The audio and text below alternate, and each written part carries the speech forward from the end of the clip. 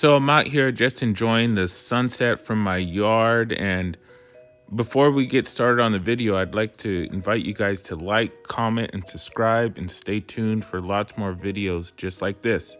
All right, here we go. Guys, so summer is creeping up on us. The hills back there are turning brown, unfortunately, and a hot cup of coffee in the morning just doesn't sound as good as it did not too long ago. So what I've got here on the table for you guys is a variety of ways you can make cold brew coffee at home. It's really not that hard, and you save quite a bit of money doing it yourself. So first method you can use is just a simple mason jar. Basically all you do is open it up, fill it with the coffee of your choice, give it a nice shake, and then let it sit in the fridge overnight. The problem with this is filtering it out at the end. It's going to be a mess, obviously, but it gets the job done for not much investment. The next best way of doing it that I've tried is a French press.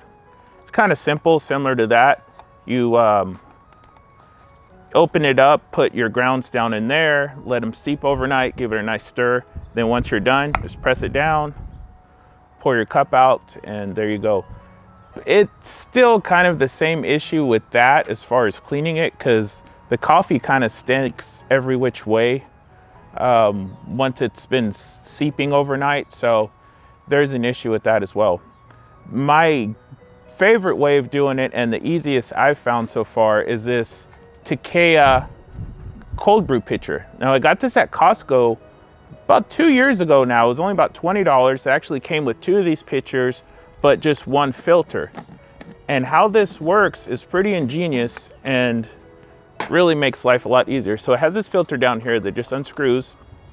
You put the coffee grounds in here. I like to fill it to a little above this line usually, just through in there. Then you screw it back, set it down in here, screw it down obviously, and then give it a nice little shake, put it in the fridge overnight, and bam, there's your cold brew.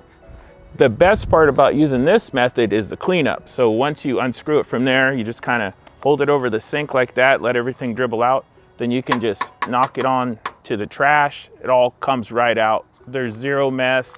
You get very little soot in this actual pitcher, so it works great. So that's how we're gonna actually brew it for today's demo, but what we're gonna be brewing is the next topic. So with cold brew coffee, the quality of the coffee isn't as big of a deal as it would be with just regular black coffee, espressos, or whatever. So you really have options with it. You can go whole bean or pre-ground. So when you're doing your whole bean, again, the quality is not as big of a deal, so you can just go with this kind of budget brand. I got this 2-pound, 8-ounce, 40-ounce bag of whole bean dark roast at Costco for I think it was about $9. So that's plenty of cold brew for not much investment. The grinder you use also doesn't matter nearly as much as it does with other types of coffee. So you can just get away with these little cheapy $10 blade grinders that you get at like Target or whatever. I have a higher end espresso grinder I use at home, but it's kind of overkill for this. What we're going to be making cold brew with today is this U-Ban, a classic, very affordable. This giant 46-ounce container of this pre-ground U-Ban Gold I got on clearance at Costco for less than $5. So again, a ton of cold brew for only a few bucks. All right, so let's get this going and let me show you guys how easy it is to do. All right, so making the French press in this Takea Costco pitcher. Super simple. So we're just gonna take our U-Ban cold brew. This is a brand new pack. So just gonna open it up, get a rush of that smell. Ah, that's a classic U-Ban smell that you just can't get anywhere. Okay, so again, very simple. Just unscrew this, take your filter, and then this actually came with this little scoop, so it comes in handy. You just want to fill it. There's 1, 2, 3, 4, 5, 6, 7, and one more for luck. Think you could have got away with 6, but hey. So basically all you do now is screw that on, and then you've got your other pitcher here that came with the kit. Just gonna pour some water into that.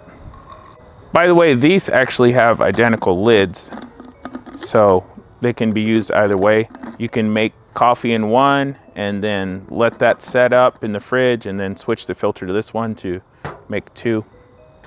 So you want to make sure your filter's on correctly, straight and everything, and simple as that. Just screw it in. And then you just stick it in the fridge overnight like so. And then you have iced coffee ready to drink. All right, let's check it out.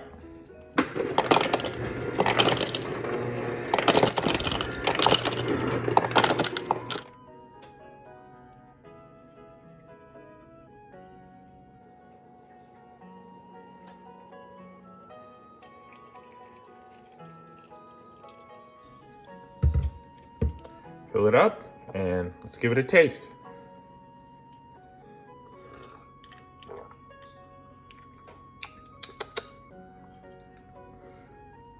Very smooth.